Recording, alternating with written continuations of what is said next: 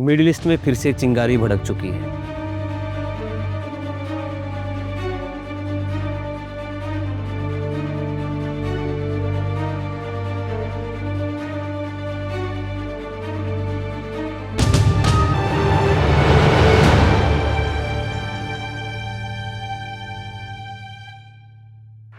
तेरह जून 2025 को इजराइल ने ईरान के न्यूक्लियर और मिलिट्री साइट्स पर मैसिव एयर स्ट्राइक किया। अब ये कोई प्रॉक्सी वॉर नहीं बल्कि खुली जंग बन चुका है। लेकिन असली सवाल ये है कि ये लड़ाई शुरू कहाँ से हुई।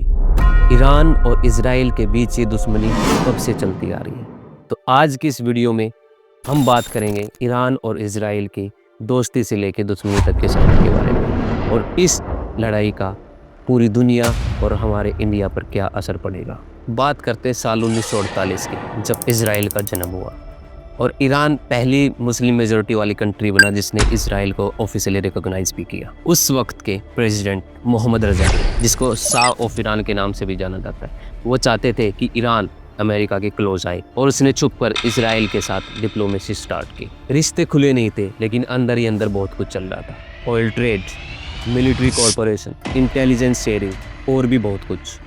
दोनों ने मिलकर इराक और सोवियत इन्फ्लुएंस को कंटेन करने का काम किया। इजराइल ने बनाया पेरिफेरी डॉक्ट्रिन, जिसमें ईरान, टर्की, इथोपिया जैसे नॉन अरबिक देश इंक्लूड थे। ट्रिमार्को और ट्रांस एसिटिक ऑयल जैसी सीक्रेट कंपनीज बनाएगी जिसके थ्रू ईरान का तेल इजराइल जाता था। प्रोजेक्ट फ्लावर जैसा मिसाइल कोलैबोरेशन भी हुआ। इजराइल के लिए ईरान एक साइलेंट बट सॉलिड एलाई था, एक ऐसा पार्टनर जो दुनिया के रडार पे तो नहीं था लेकिन स्ट्रेटजिक टर्म्स में प्राइसलेस था। शिराई 1979 की Islamic revolution.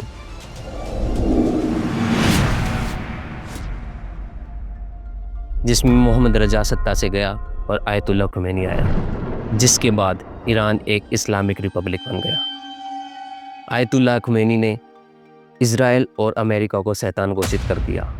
Death to Israel के स्लोगन हर जगह गूंजने लगे। जो दोस्ती थी वो धीरे धीरे टूटने लगी, लेकिन जियोपॉलिटिक्स ने एक नया ट्विस्ट दिया।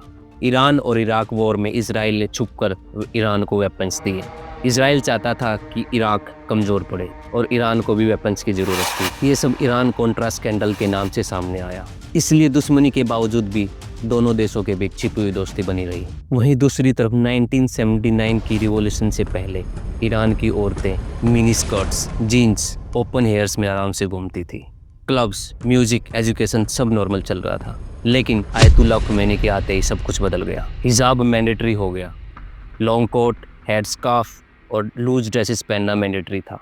हिजाब ना पहनने पर पनिशमेंट भी मिलती थी। 1990 के बाद ईरान और इजराइल के बीच के रिश्ते ऑलमोस्ट ख़त्म होते चले गए। ईरान ने खुले तौर पर हिजबुल्लाह और हमास जैसे एंटी इजराइल ग्रुप्स को सपोर्ट करना शुरू किया, जो ऑलरेडी इजराइल के लिए बहुत बड़ी मुसीबत थे। 2005 के बाद प्रेसिडेंट अहमदीनेजाद ने एंटी इजराइल स्टेटमेंट्स दिए, होलोकॉस्ट को डिनाई किया, जिसके कारण रिश्ते और भी बिगड़ते चले गए। इजराइल ने ईरान को न्यूक्लियर थ्रेट बताया।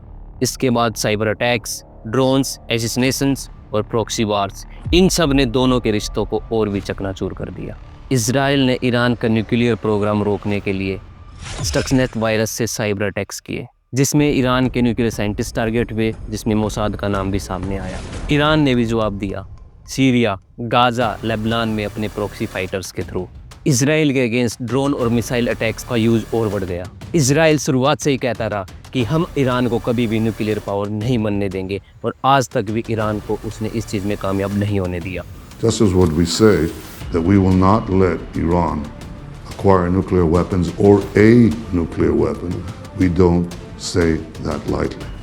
और आखिरकार 13 जून 2025 को इजराइल ने लॉन्च किया ऑपरेशन राइजिंग लाइन, जिसके दौरान उसने ईरान के कई न्यूक्लियर और मिलिट्री साइट्स पर मैसिव एयर स्ट्राइक किया।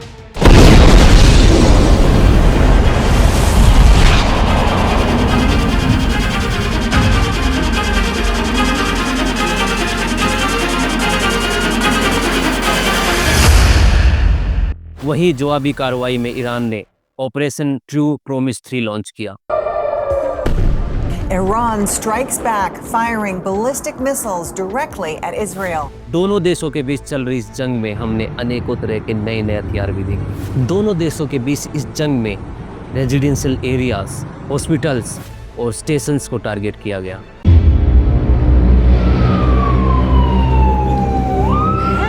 For my house, nothing left. Nothing left. The house is worse than what you see here. The truth is that I'm afraid. I'm afraid.